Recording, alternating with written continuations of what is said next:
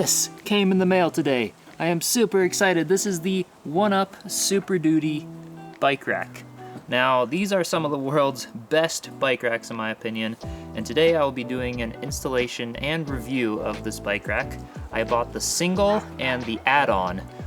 Basically, the reason I did that instead of just getting a double is because I felt like it would be a bit more flexible if I wanted to only carry one bike and not have a second bike, or if I wanted to buy their luggage rack add-on instead. So it's just a bit more flexible for about 50 bucks more than just buying the double. I can have that flexibility of having the single with the add-on. So that's basically how they both look folded up. This is the single, basically has the trailer hitch, and the add-on will bolt on to the end of that single.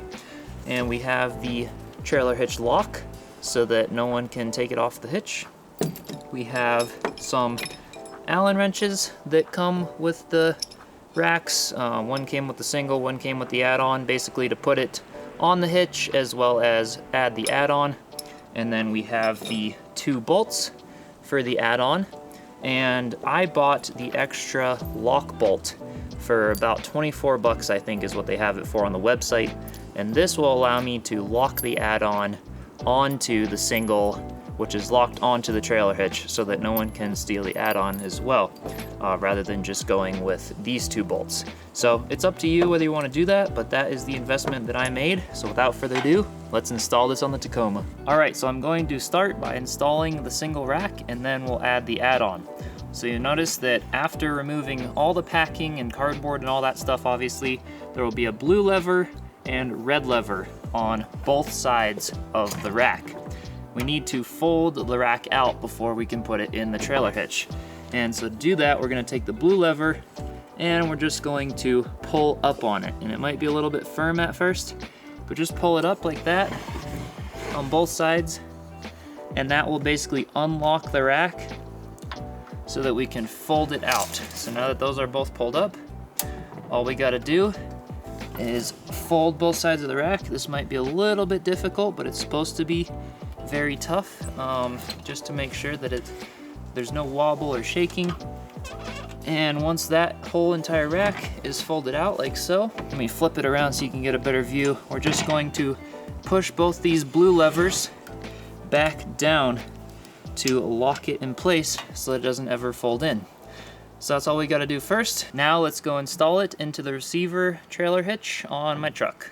So to install this, we'll obviously need the Allen wrench and the hitch lock and the single. So what we're gonna do first is slide it into the hitch, and this is for the 2-inch hitch mount. You can get hitch reducers and everything from their website. It's really awesome, very versatile. So all we're basically gonna do, take the rack and slide it right into there. And you'll notice that there's a little ball on the end here. That ball is so that the hitch can loosen and tighten and actually lock in. It's like an anti-wobble mechanism, and I'll show you how that works in a minute. But we're basically gonna make sure that that ball is at a minimum of 2 inches set back into that hitch receiver. All right, so we have the rack inserted. Now we just take the Allen key, and there will be a side with a little hole in the middle and a side that's solid. We'll take that little side with the hole in the middle, which will go over that little peg in this Allen key here, and we're just going to go ahead and tighten that until it's really good and snug, and that will expand that little ball on the inside. When it's tightened, it will expand. When it's loosened, that ball will contract, and that will essentially lock this hitch in place so that there's absolutely no wobble or anything as I try and shake it around. So when that bolt is good and snug, we can go ahead and install the hitch lock. So your hitch receiver should have a little hole going right through the center here that will line up with the slot in the actual hitch part of the bike rack that we just inserted. So we're gonna take the hitch lock and just remove the end where the key went previously, and I'm gonna slide that in right from the other side here. So you can see it poking through that hole. Now we're just going to take our section with the key, and we're going to slide it right over that and lock it tight. And then key should come out, and there's a little waterproof cap here that will just pop right over that keyhole. And that's all we got to do. Now our hitch is locked on to the actual truck. So now we can go ahead and move the rack to the upright position by basically pulling up on this little black bar here and then tilting the rack all the way up and then letting it seat in the very upright position. And now this essentially, while I'm here, I'll go ahead and show you the lock. All you got to do is screw this little black knob all the way down, and that will prevent this black bar from coming up so that you can lock it in any one of these positions and not worry about that shaking loose or anything. So these things are extremely off-road capable and very durably built. So that's a really cool feature. But obviously I don't want it locked right now because I will be bringing it back down to load some bikes up here in a minute. But having it in the upright position will make it much easier to put the add-on. So first, to install the add-on, we first have to remove these two little black caps that cover the threaded holes to put the add-on right here. I just like to take the little Allen key and push up from the bottom, and you can see they just pop right out. So that's a really easy way of just popping these black caps out. And now you can see we have two threaded holes that we can put those bolts in, the lock bolt and the normal bolt, when we set the add-on. So first what I'm going to do is take the normal bolt and just hand thread it, not quite all the way down, but hand thread it a solid halfway into one of the threaded holes here. And then with the add-on all folded out, same exact mechanism that we did for the single, with just shifting these blue levers down and then popping them back up, we can go ahead and align the little slot key on the add-on. Actually has to go the other way, and then making sure it's facing inward the same direction, we can align the little slot key right over this bolt and then slide it back. And that bolt looks like it has to be a little bit more loose, and there it goes. We can slide it back just like so, and that will temporarily hold the add-on in place. And then we can go ahead and put that lock bolt in. So for that lock bolt, same thing as the hitch lock, we're just going to remove this key section, and the lock bolt has a split washer and a normal washer. These are to make sure that the head of the bolt does not go through the big hole in case someone were to loosen these bolts and try to slide it out. So it really does lock this add-on onto the main hitch, so no one can take this without the key. So before you make the same mistake that I just did, you can see here that that lock part does not actually fit over that lock bolt. We have to switch these around. If you're installing the lock bolt, it has to go on the right side here. So this normal bolt has to go over here, the lock bolt has to go over here. So let me get those two switched around, and then we'll be able to fit that lock perfectly fine. So I did not actually know that these holes were offset like that to only allow the lock bolt to go on one side. All right, now these guys are switched around so that the lock bolt is on the right side here, and you can see it fits just fine. So be sure it's in the unlocked position, turn the key to lock it on there, remove the key, and obviously just put on the little waterproof cap here, just like we did on the trailer hitch lock. And that is it, my friends, for installing this amazing one-up rack. This is how it looks all folded up, and this is how it looks folded down. So it definitely looks nice.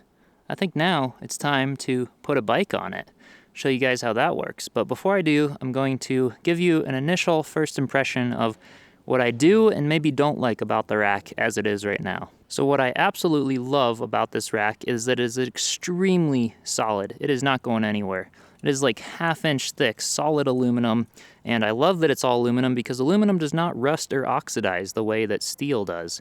But they could have done that a bit better because I noticed that they used normal steel hardware for a lot of the hardware on this. I think many of the stuff is stainless. These look to be stainless steel down there. Definitely the bolts that we used for the add-on look to be stainless steel, but I'm not so keen that they didn't do everything out of stainless steel or titanium. I would have paid an extra $50 for all the hardware to be stainless or titanium. So if these do start rusting, then I will consider replacing them with titanium or stainless steel. So I'm not so keen about that, considering the whole rest of the rack is made that way to just have those little oddballs out that will have the potential to rust and corrode. But otherwise, I am super, super happy with it right off the bat. So to load a bike onto this thing, all we have to do is essentially open these two bike wheel holders all the way out. So what we're gonna do is lift up slightly on this little red lever and they'll slide right out. So again, just lifting up slightly till it's about parallel with the other aluminum track here with the little teeth on the top, and just lift it right out. So now that they are pulled all the way out, we can go ahead and get my 29-inch mountain bike and put it in. Another thing I'll mention too is these little like hourglass looking wheel holders. They are in the topmost hole. And I believe the topmost hole, if the camera can even focus here, there we go, is for a 29-inch through a 26-inch wheel, down to a 26-inch. Anything below a 26-inch wheel, I believe, you can just undo this bolt and move that little wheel holder down all the way to the smallest section, which could probably be for like a 14-inch kids bike wheel. So kind of cool that you can do that. You can also put a lock through these holes that also goes through the wheel, so you can actually lock your bike onto the bike rack. All right, so I've got the Carano Geode TI hardtail bike. Again, this is 29-inch. I have a 2.5 tire in the front, 2.4 in the back, but I believe this rack accepts all the way up. You could probably squeeze a 2.8 in here, but definitely a 2.6 for sure. And now, all we gotta do is just lift it up onto the rack, slide the front wheel in, rest the back wheel, and just push the side pieces right up till they snug onto the tire, and that bike is not going anywhere. So this thing is so amazing. And then to fit a second bike, obviously I just did it on the outside rack so it was easier for you guys to see, but you just put it on the inside rack and then stagger them so one bike has the handlebars facing one way, the other one the other way, and we still have room for more add-ons. I think we can have up to 3 or 4 add-ons with the add-on pack here. So I could still put like a little luggage rack here, and the weight limit for these is definitely pretty high. I'll put a little text on the screen of how that weight limit is per bike, but it can hold a lot. So you could definitely use this with pretty much any standard e-bike as well if you just have the double. So with that said, to remove the bike, all we got to do is compress the hourglass looking thing onto the tire, which relieves the pressure on the red lever here. So we can just push the red lever parallel and it moves right out and the bike will lift right out. So with that said, I am so excited to start using this thing. Let's go mountain biking.